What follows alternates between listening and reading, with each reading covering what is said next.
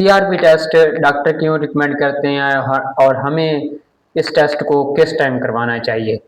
CRP test basically C reactive protein test होता है और ये प्रोटीन जो है ये हमारे लिवर में बनती है और ब्लड में ट्रांसफ़र कर दी जाती है।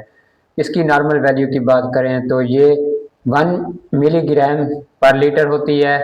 अगर ये 10 ग्राम पर लीटर पर इसकी वैल्यू पहुंच जाए या इससे ज़्यादा हो जाए तो हमारी बॉडी में इन्फेक्शंस हो सकते हैं, लाइक बैक्टीरियल, वायरसेस या कोई फंगल इन्फेक्शन हो चुका होता है जब इसकी वैल्यू ज़्यादा हो जाए, या हमारी बॉडी में कोई इन्फ्लेमेशन, कोई सोजिश वगैरह हो जाए तब भी इसकी वैल्यू जो है वो नॉर्मल से ज़्यादा हो जाती है।